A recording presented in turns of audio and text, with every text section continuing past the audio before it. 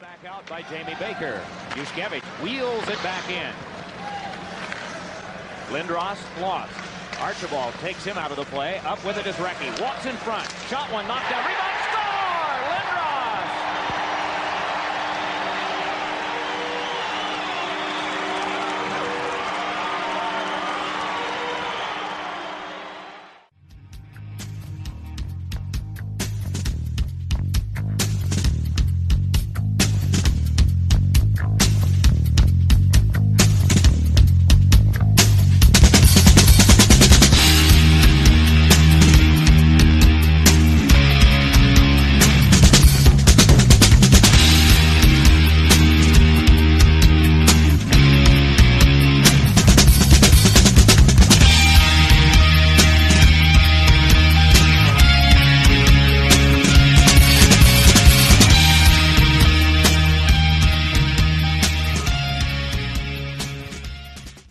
PhillySportsNetwork.com presents the O&B Puckcast.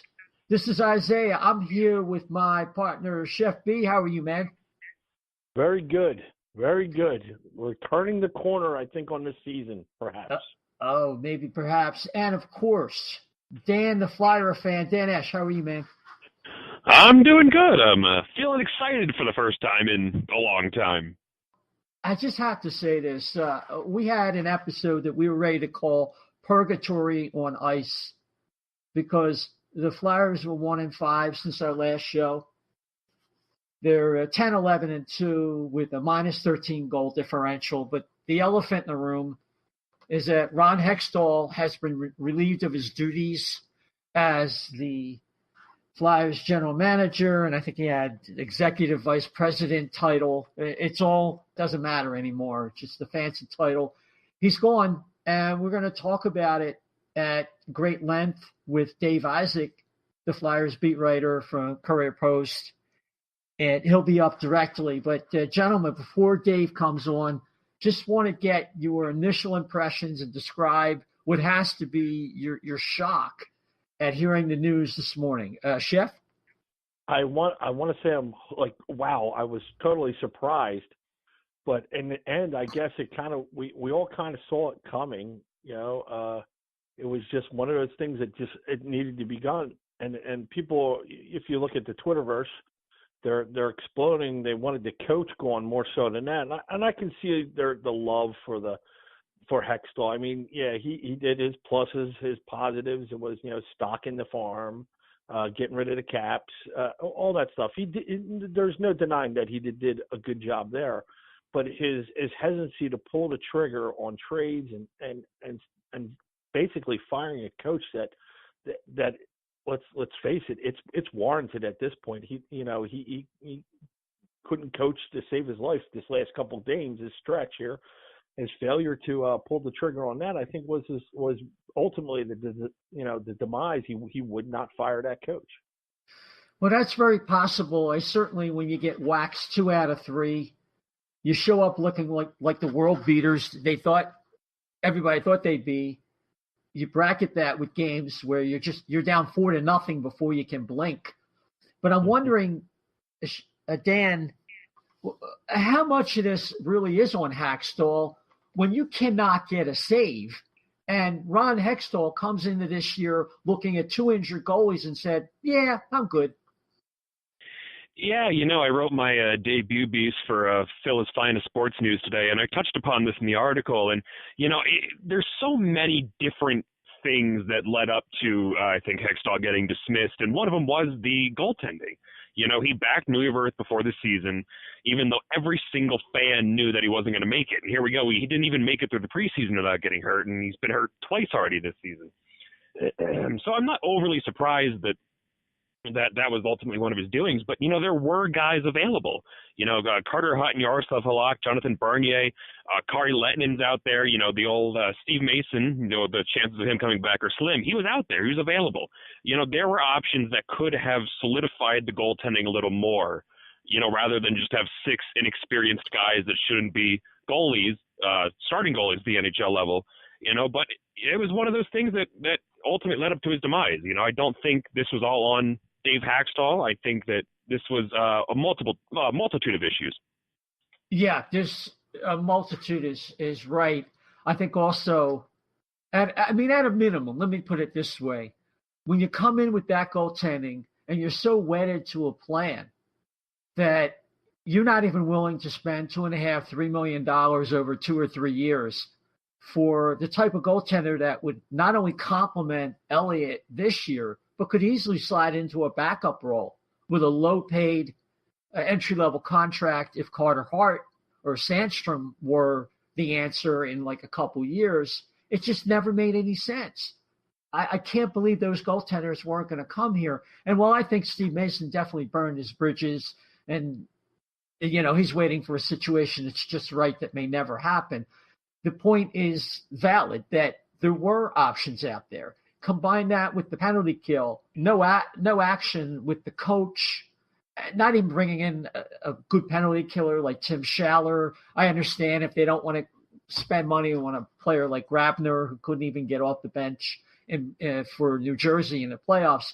But there had to be more than just this, we're okay, just we're going to stand pat and like winging a prayer territory. I don't know. Yeah, I think too.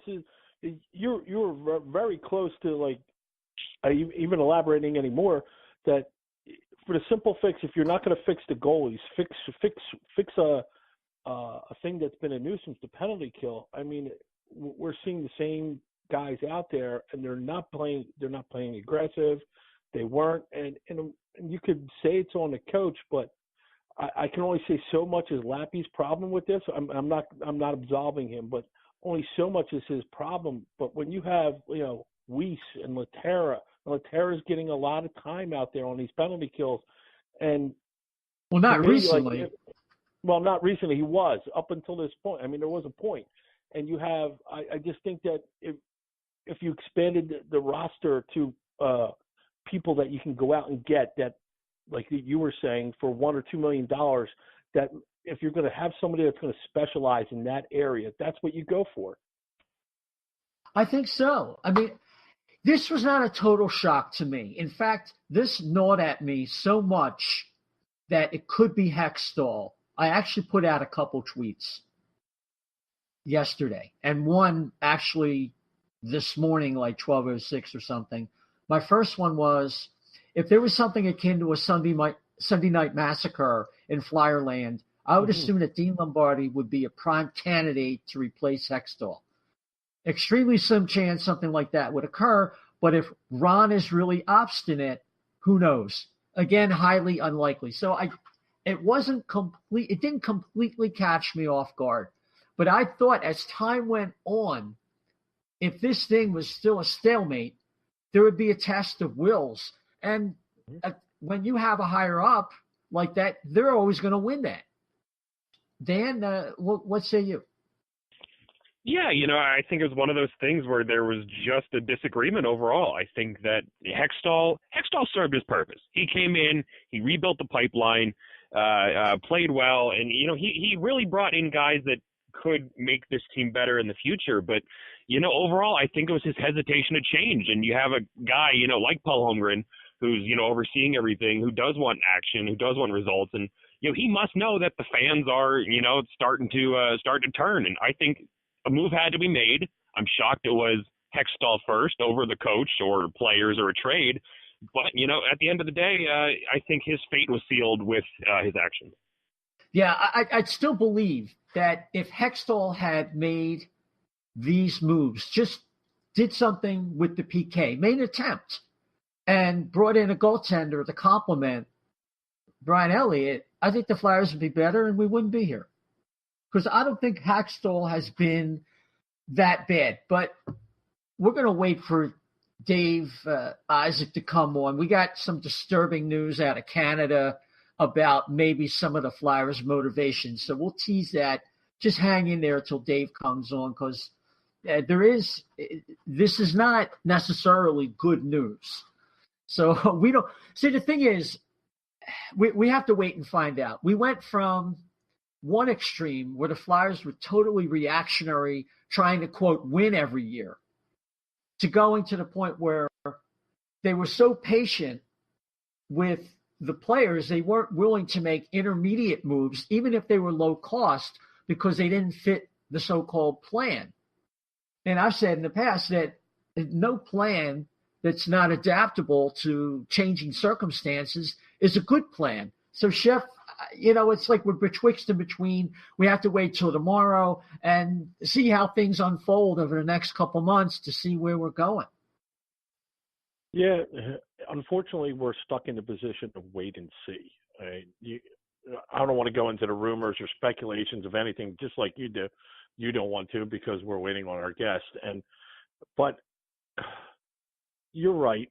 In this past year, even let's just go back a year. What we could have done in the off season, what we could have done in the first couple of trades. Dan, in his article, I think, wrote about people that were made available in trades. It was a very good article. You all should check it out. It's really good. Yeah. But about what was available out there, and he doesn't just list one or two guys. I think he's like up around 6 or 7 that was available that could have been made. And they weren't big ones. They were minor things. I mean, I think one, I'm not correct. I'm not going to even say the name of it, but one of them was a 6th-round pick was a trade for. So, it's not that stuff wasn't there. It's not like you had to give up the farm or a pick or a prospect down the line or something along those lines. You could have made a cheap fix, a deal somewhere along those lines up until this point. So, like Dan said, he kind of sealed his deal with what he didn't do more so than what he did do. I think that's accurate. And they were getting really pounded.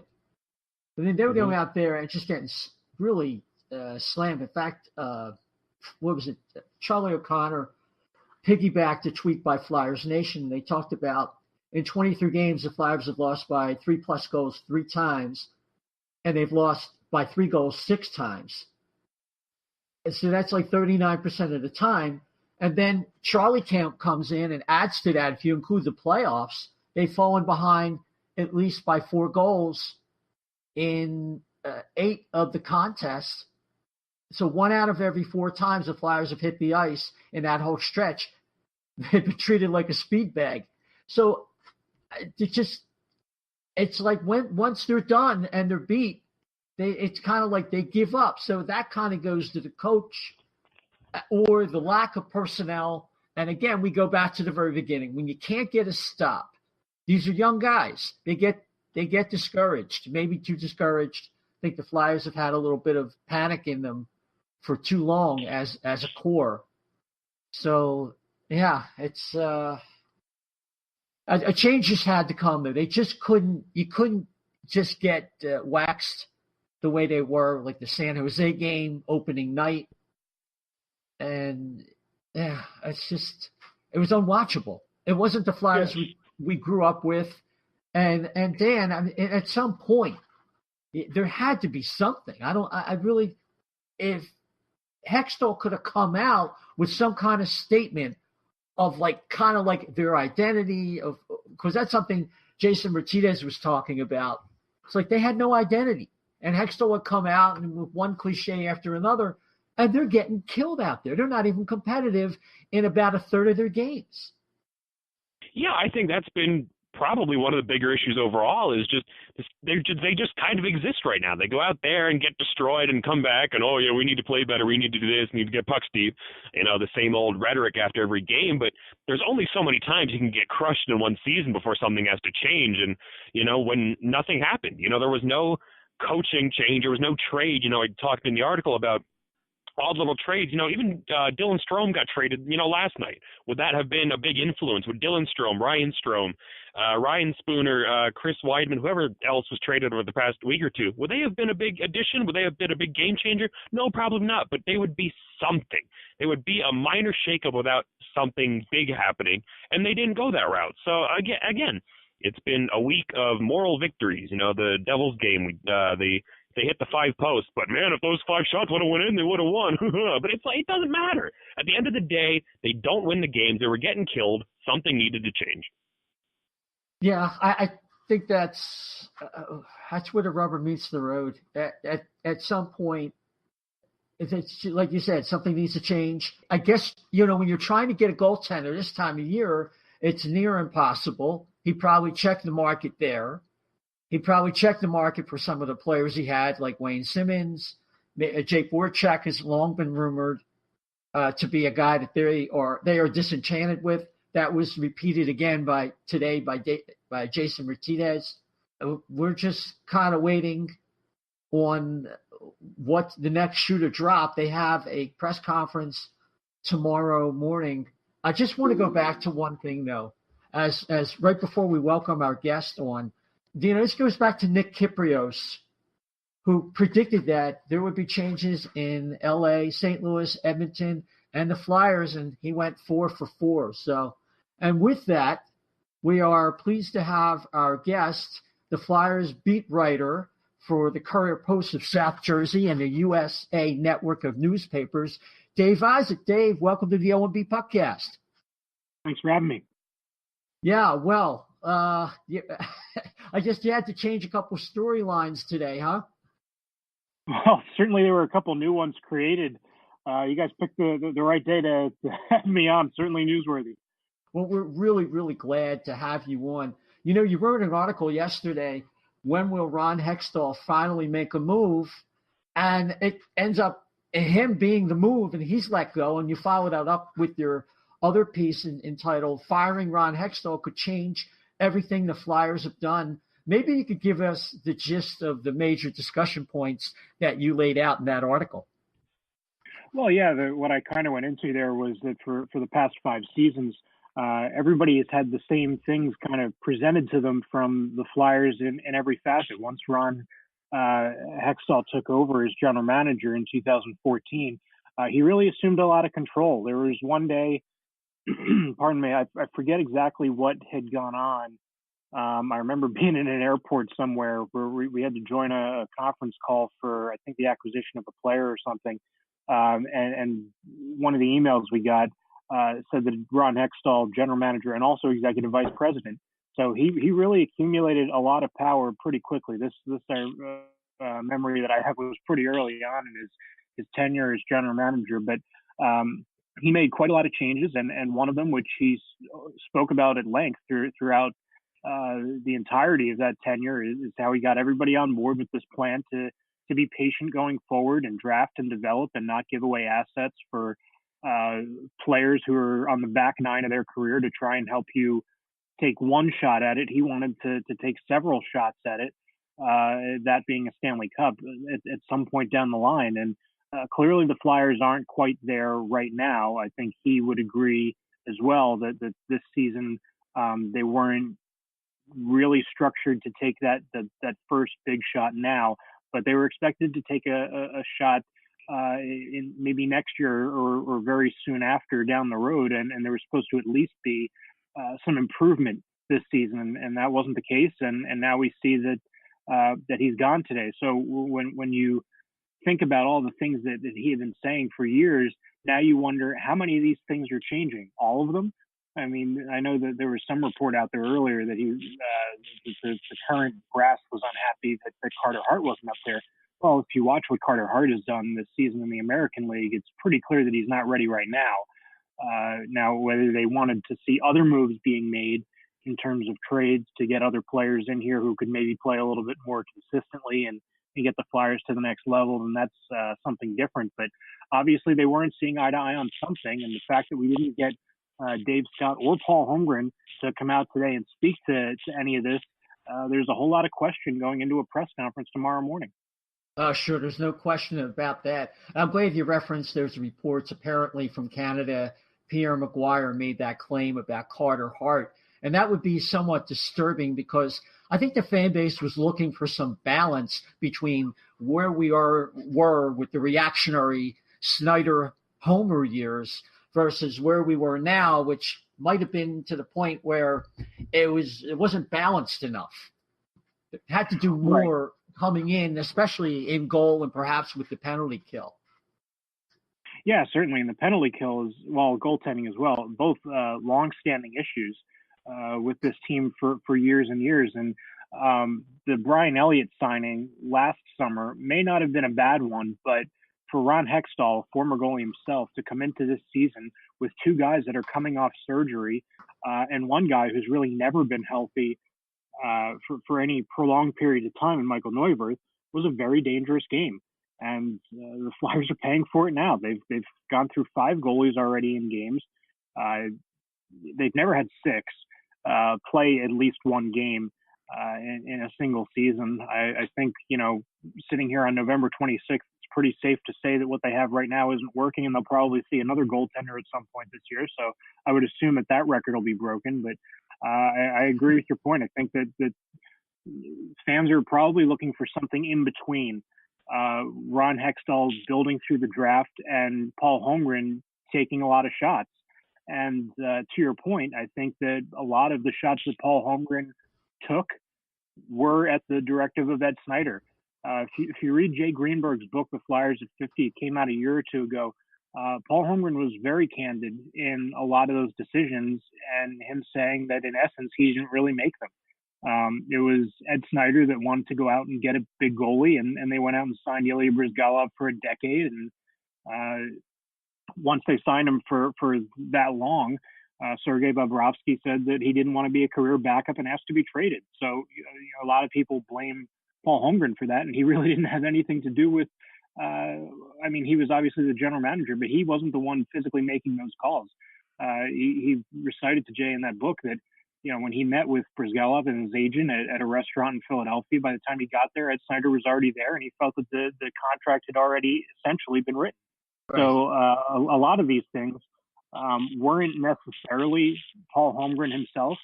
It'll be interesting to see what happens tomorrow, what happens going forward, whether Paul Holmgren takes over on an interim basis, which he at least did today in sending Alex Lyon down. It was a very minor move, but the directive came from him to do that. It'll be very interesting to see what he does going forward here and who's really in charge of this ship. Yeah. I look at the goaltending market in the offseason, and you look at players like Carter Hutton, Yaro Harlach, Jonathan Bernier, and it seems as if had they just brought in that complimentary guy that could make it for 40 to 45 games with Brian Elliott and done something with the PK, like I said earlier, maybe we wouldn't be here. Well, that would certainly help, but I think that there needs to be a lot more than that. I mean, it's kind of twofold when you look at all this. Like on one hand, the Flyers are 1 point away from being the worst team in the Metropolitan Division. I'm not sure what the Devils just took a 1-0 lead. If they win tonight, the Flyers are last in the Metropolitan. They're still, I think, 8 points shy of the first place team in the Metropolitan. So it is early. There is time to climb out of that, but I think it's more than just the penalty kill, which, let's make no bones about it, it's atrocious. And the goaltending, which has the worst team save percentage in the entire NHL. Those are 2 very big pieces, but I think it's just inconsistent play when you go and get beat by Buffalo Sabres team 5-2, and then come home and beat New York Rangers team 4-0, go back out on the road and get blanked 6-0 in Toronto. There's just no consistency. And those 3 games that week is really kind of a microcosm of what the Flyers have been for a long time. Yeah. Chef, did you have a question for Dave? Well, I want to elaborate. Like he had spoken to when Hextall, his memory back when he first got signed, that he executive vice president added to the resume there. Now that he's gone, in reality, what kind of turnaround do you think it would be for a new GM? We're all hearing the crazy rumors out there, like Quenneville, for example, but there's also even a more elaborate rumor that he comes with a GM/coach demand in that. Any chance that upper management falls for that same trap again with too much power? Yeah, I would be really interested to see what the answer to that question is, and that's certainly one that'll be asked tomorrow. I think that's a big problem of what went on today was the 2 guys that are really driving the bus here weren't around to answer any of these questions. So it's difficult for me to have an answer to that one. I think the easiest way to put it was that Joel Quenneville never would have fit here with Ron Hextall in charge, and that becomes a lot more feasible now. Now, I don't think I've ever seen somebody carrying the GM and coach title. I mean, maybe at some point Lou Lamoriello firing a coach in New Jersey, he goes down to the bench and does it himself on an interim basis. That's one thing, but I don't think I've ever seen for the plan to be the coach also being the general manager. I think that's way too much power. And even Ron Hextall didn't have the power to do both of those things. So I would be very surprised if that were the case. I'm not really sure how big of a list they have of the candidates that they're looking at. Again, I think today was just really poorly handled. You hear out there that maybe Dean Lombardi's a guy. If you have a guy that's in place, then you make both of those announcements at the same time, and you don't leave that gap in between of having a void at a very important position in your hockey club. It just looks like it was really kind of mishandled here. In a way, it almost seems like, as reactionary as the Flyers used to be, like they had to establish something for the fans that are complaining. And I guess they're in the red, headed toward the red this year, revenue wise, and losing a lot with empty seats, even though their tickets are sold. So they're trying to balance that with the fact that they have to run a professional organization, and they should have had these things in place if they were dissatisfied for as long as people like Nick Kiprio said they were. Right. Yeah. And I reached out to somebody within the organization last week looking for more information on how the business side had been affected by the results this season. And I didn't get a reply there, and maybe that should have tipped me off. But I at the time just took it as an email that either slipped through the cracks or just wasn't seen or whatever.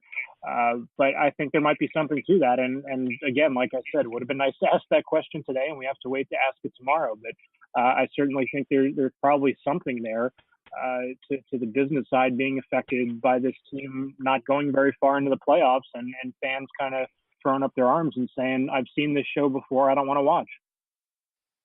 Yeah, that's the thing that's really a shame, because Hakstol did such a fantastic job as we concentrate on some of the things that he did really well, because it really was a mess at the very end.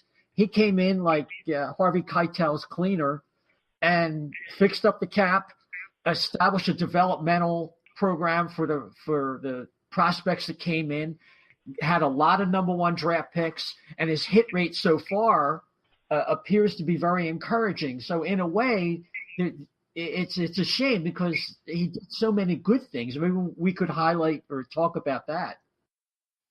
Yeah, definitely. I think that the cap situation is chief among them. I mean, the Flyers have something upwards of $7 million against the salary cap, but they also have 4 players on injured reserve right now. And those players are counting towards that salary cap. So they may not be on the roster, but they count towards the cap. So certainly Ron Hextall did really well in terms of getting them some space there. And, some of the deals that he made to trade away Chris Pronger, who clearly couldn't play anymore. And Arizona takes on that contract.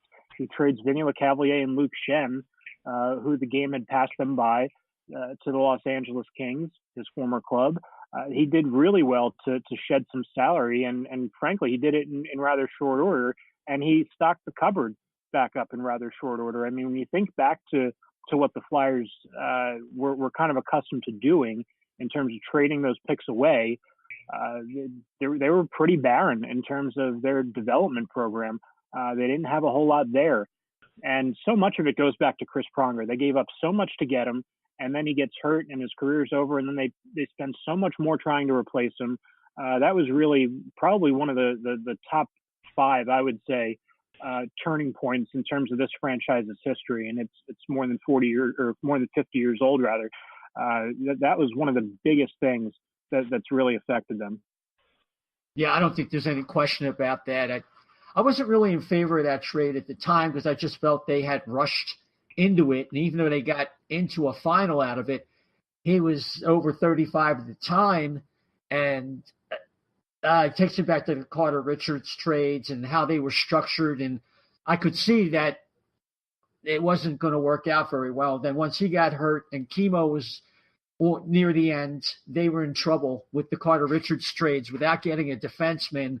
And they've been chasing that guy until Ron Hextall came along, Yeah, and you look at another move that they almost made that didn't quite go through is the offer sheet to Shea Weber. Like, you can't fault them for not trying, and that would have been a really bad contract if you look at it now, and the Flyers are probably thankful if the Nashville Predators matched it, but they really put the Predators in a very tight spot there. And in order for them to match that contract, they were really tight up against it, not necessarily against the cap, but in terms of what their ownership wanted to do.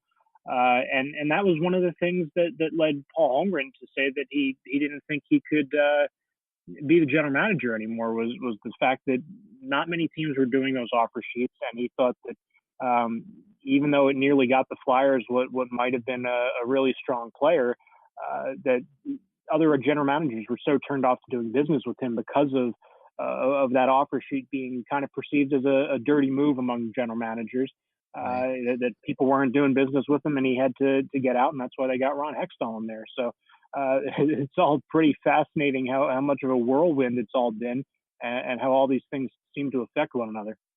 Right. Can we concentrate on Dave Hakstol? Oh, number one, what do you think of the job he's done this year as compared to prior years? And where do you think he stands right now?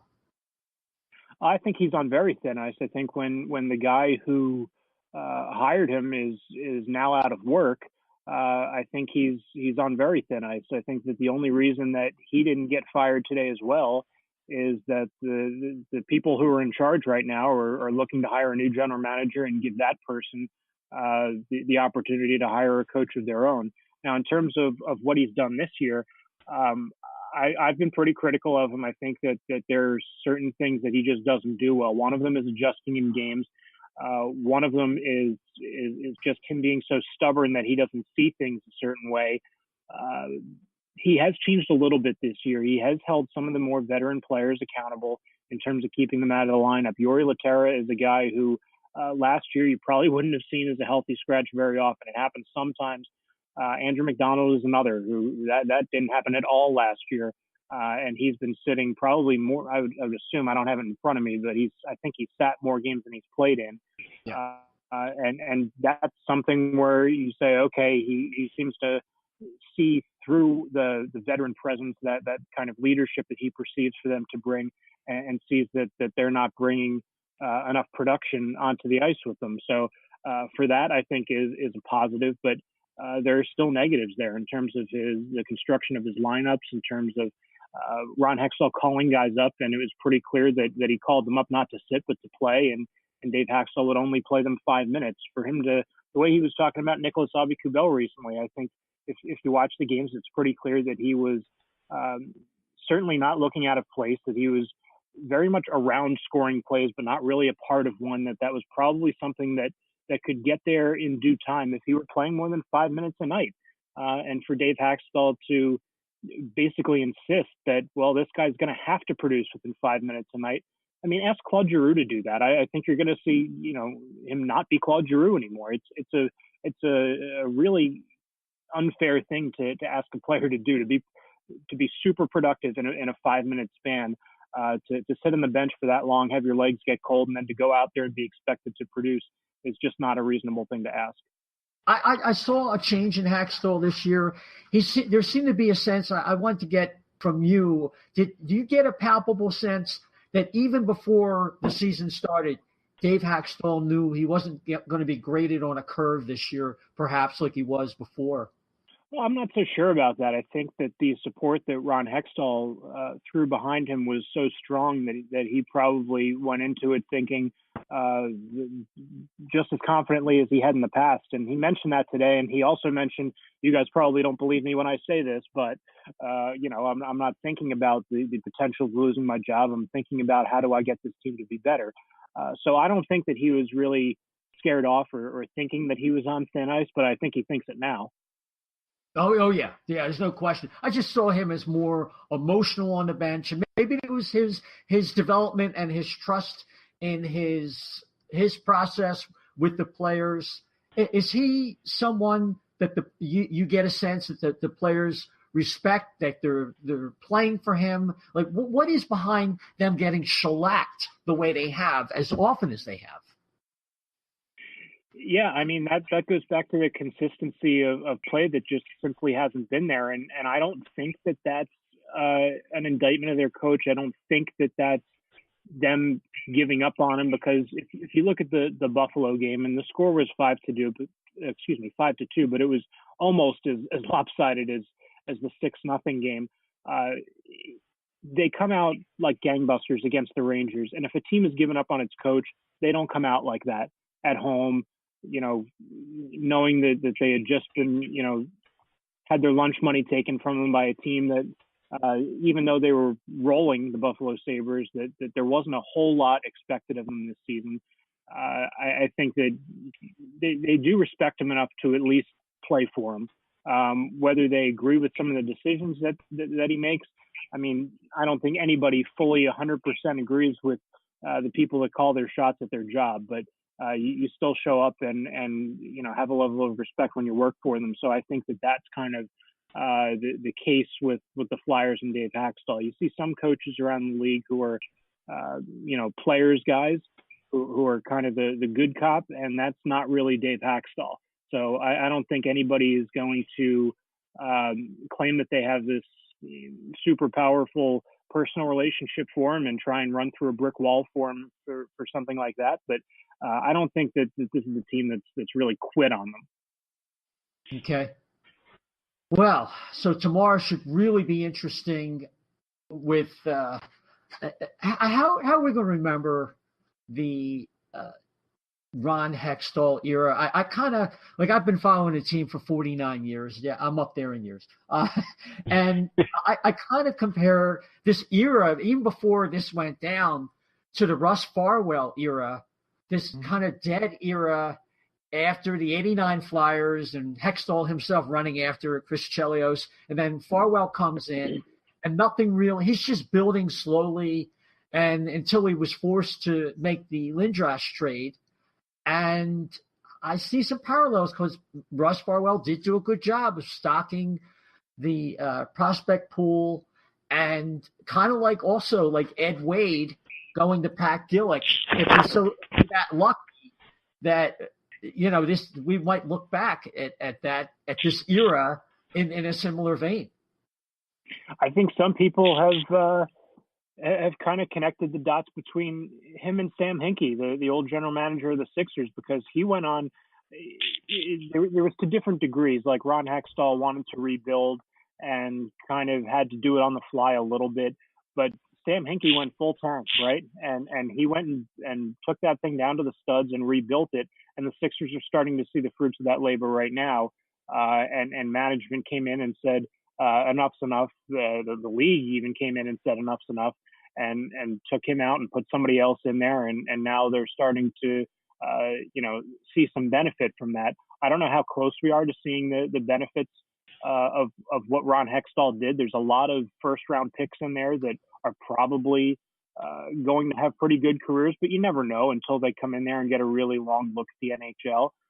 Morgan Frost, he's not ready to come up right now. Joel Farabee's not ready to come up right now. And I think they've averaged 2 first-round picks in the last 3 years, so there's a lot to choose from there. But I don't think it's going to be now. It may not even be 2 years before we see all of those young guys make a contribution here. But this team right now, as constructed, should be better than it is. And I think Ron Hextall did do enough in terms of this roster for this year should be playing better than it is. Yeah, so that would kind of point back to the coach. And I guess we're going to have to wait and see how candid the Flyers are tomorrow in terms of the point of disagreement that led to where we are at today. Yeah, certainly. It's going to be interesting to see. And once again, I know I've mentioned this multiple times, but it would have been nice to get a lot of these answers today. So we'll have to wait for tomorrow for a lot of these questions that we all have. No question. And, of course, you want to follow Dave in the Courier Post of South Jersey or the Courier Post online. And Yeah, I think we've just about covered it, but you can continue to follow me on Twitter at Dave G. Isaac, and we'll see what happens tomorrow. It should certainly be interesting. There hasn't been a whole lot of interest surrounding this Flyers team in the last year or two, and for them to knock the Eagles off the front page of newspapers the day after keeping their season alive and beating the Giants, that's certainly the Flyers turned some heads for at least today. Yeah, I think what the Flyers did today was like a Jimmy Butler 3-pointer at the buzzer, you know? Well, we'll see if it goes in or not, though. Yeah. Well, that's it. It's got to go in. It's going to take a long time to figure that out. So, Dave, thanks for doing this so much. Love to have you back in the future. Maybe we'll talk about prospects and things like that. All right, sounds good. Thanks for having me. All right, take care, Dave. Well, gentlemen, Dan, let me start with you. Let me get your comments about what you heard. It was a lot of good things. I think that, obviously without the actual press conference today from the team, I think we are kind of left in the dark officially about what's going on. But, it does seem like most people are in bright spirits, and he seems like he's, ready for the future here and ready to see what happens. And I think we all are at this point. So I feel pretty good. Yeah, Chef, it did sound like he was ready for a change behind the bench as much as a lot of the fans. Yeah, it seems like it. Well, if you just look on, the thread that we're all on, I joke about it all the time. Oh, I look at Twitter. Oh, 49 notifications. That's it. I make a joke about it. But it's true. I mean, if you look on Twitter, like the whole Twitter Flyers group and Instagram and Facebook, and then wherever you follow this team with and you can interact with other people, you see the same thing. Now they feel like they got hope again. Like they're all right. Oh, I can start paying attention now. It's like, I joke with my non-hockey fans, the friends, and they make jokes like, oh, it's not March yet. We don't have to follow hockey till March, because they feel like nothing happens till then anyway. But, with the Flyers fans, they got to pay attention now because something's going to happen. And I feel I got no confirmation on this. I just fear. My one thing is, okay, you didn't make any moves. Now don't go making all the moves in one day and make stupid moves. That's the only thing I care about. It's almost like I've had the energy drained out of me because it's almost like all this time, this buildup after Saturday's game in old Flyerland, there was no question there would have been a move made right away. And when Ron Hextall failed to do that, I think they panicked. And that accounts for why they didn't have a press conference today and this imbalance between where Hakstol is with the super stability that's driving people crazy, where he won't even make a small move to kind of push this thing along so they could, quote, raise the bar, and the reactionary old days of Homer and Snyder, whoever wants to take responsibility. It's easy for Holmgren to say it was Ed Snyder, but I don't think Ed Snyder wanted to trade JVR for, Luke Shen. So I don't know. So listen, we want to give you some fan feedback because we had a poll and we asked whether there was one player on the Flyers that personifies what they are and what they've been for the last few years. That player is, and 130 votes plus, we got a majority, 58% say Jake Voracek.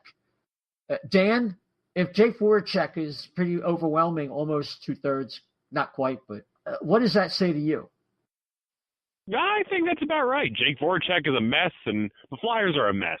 I personally don't care much for him. I think that they need to do something with him as soon as possible.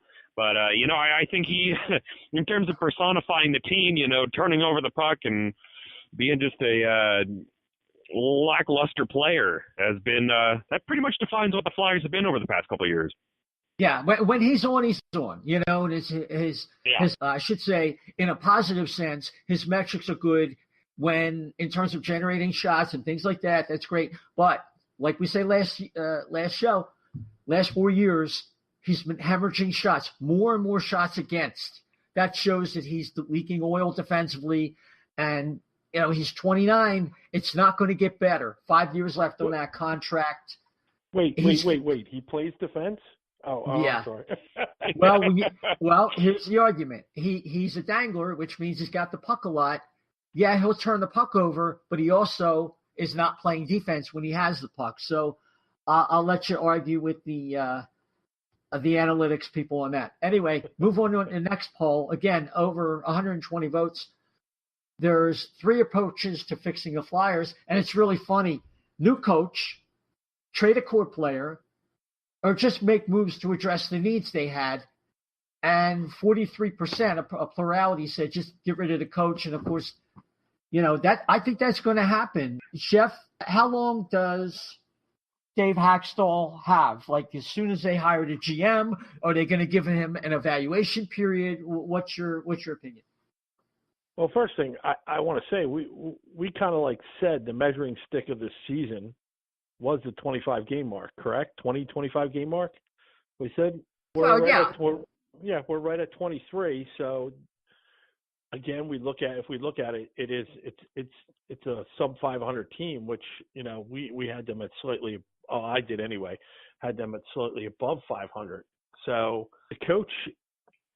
There's a lot of things I think in this day and age that can be attributed to the coach.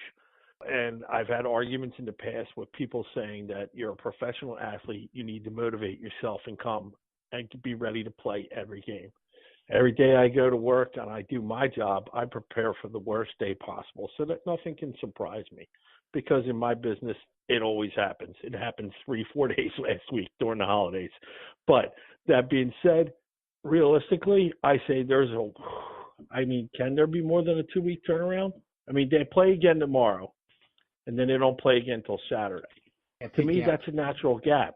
That's a gap where if they're embarrassed again tomorrow, if this team can't get a fire lit up under them tomorrow, going, oh God, what are we doing? Are we playing for, they can't even play for this coach or whatever, or they don't respect them or whatever it is. It doesn't matter at that point. If they get embarrassed tomorrow, then you have to do something. Whether I know we've talked in emails and texts about, bringing up Gordon for a time being as an interim. That might be the only option they have right now if they're not getting any hits. Well, I think we're past the point of what happens tomorrow is going to determine his fate. I think he might have been told, we're going to hire a GM and then we're going to see what goes from there. Or maybe they already have a plan. I'm not really sure. But I think, I guess we have to find out tomorrow what was the turning point. And I'd hate to hear that there was something like Carter Hart. I mean, it's complete desperation. The Flyers are probably shopping around for a goalie, and the prices are ridiculous. But who got them into this mess? Dan, I mean, we talked about it already 3 times already in this show. All you have to do is bring in that $2.5-3 million goalie, and the optics aren't so poor for Ron Hextall. Yeah, I mean, we've said it already. There are changes that could have been made this season that would have saved his ass, and he didn't do it. I don't feel bad for a guy that could have saved himself but didn't. It didn't even have to be big. I don't have the contracts in front of me, but I'm pretty sure guys like Bernier and Halak and I think Hutton got a little more, but I'm pretty sure none of them are making big bucks. I can look it up here in a second, but there were options. Bernier's 3 years for $3 million. Yeah, something like that could have, hung over. And, they were banking so hard on Carter Hart, who clearly is not NHL ready yet. And, that should have been obvious going into the season in the first place that they shouldn't have relied on him so heavy. But, he had that end game in mind and had no plan to get there. And I think that hurt. Yeah, I don't think there's any question about that. And one other thing about Hakstol, one thing that's definitely an indictment is how often this team has fallen behind. And as Ron Hextall himself said, donated the first 10 minutes. What does that tell you? I mean, you could say they fall behind 1-0. Oh, that's because they have bad goaltending. Then on the other hand, you could say, well, if they're donating the first 10 minutes and their starts are lousy, they're not getting ready to play. That speaks to the veteran core and or the coach. So, look, there had to be some kind of change. I think we're unanimous with that. This could not stand.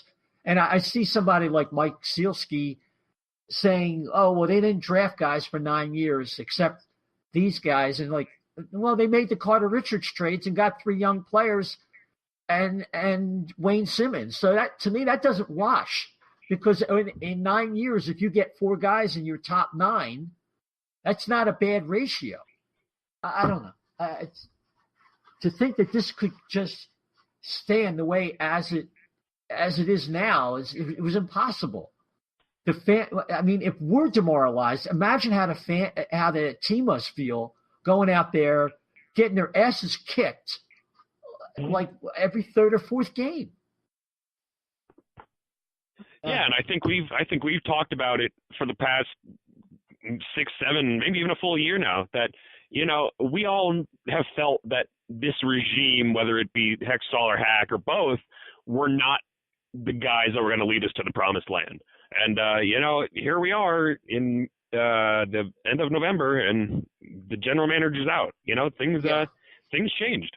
And things happened after, it was a lackluster season. I don't think they had much of a choice. I think the fans were no longer buying into the trust the process thing, mainly given the rest of the landscape of Philadelphia sports, how, the Sixers are moving on and the Eagles have been disappointing. And I think the fans are just tired of waiting.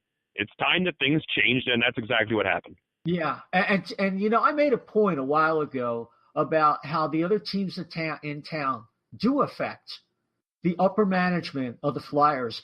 And I think there's an element of that. If the Flyers are going to be that poor, the building's going to start emptying out, the concessions aren't making money, and they start hemorrhaging the revenue that they counted on. Because I've heard that they don't really make money until they get to the first round of the playoffs.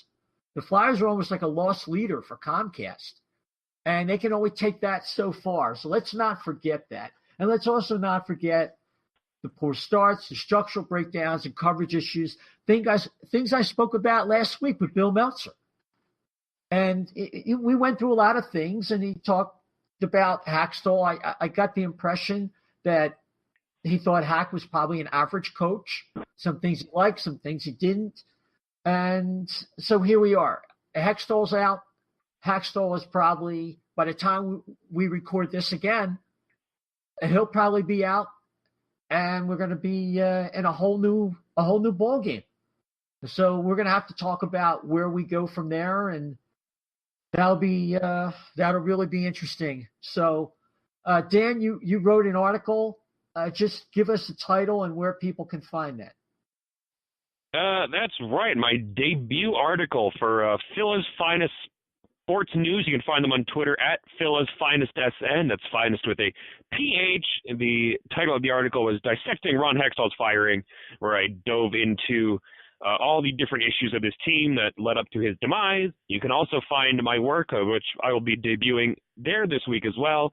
Flyers Face Off, at Flyers Face Off on Twitter. You can follow me at Dan the Flyer Fan, because I have some very big, very exciting personal news coming as regards to my future in the next week or two as well. So be on the lookout for that.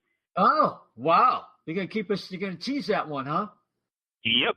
Yeah. Okay. I hope you're going to stay. Good. I think as Isaiah would say, it's leaving one in him more. Leave wanting them more. Yes, absolutely. But lead singer of Metallica. No, but yeah, exactly. Yeah, so look, we're going to leave it there. Just a reminder, the O&B Puckcast is on 5 podcast formats: iTunes, SoundCloud, Stitcher, TuneIn Radio, Google Podcast, and within about 24 to 48 hours on the PhillySportsNetwork.com YouTube channel. If you could rate and subscribe to the show, we'd really appreciate it. It makes a difference. These last couple shows have had a lot of listeners and a lot of listener participation.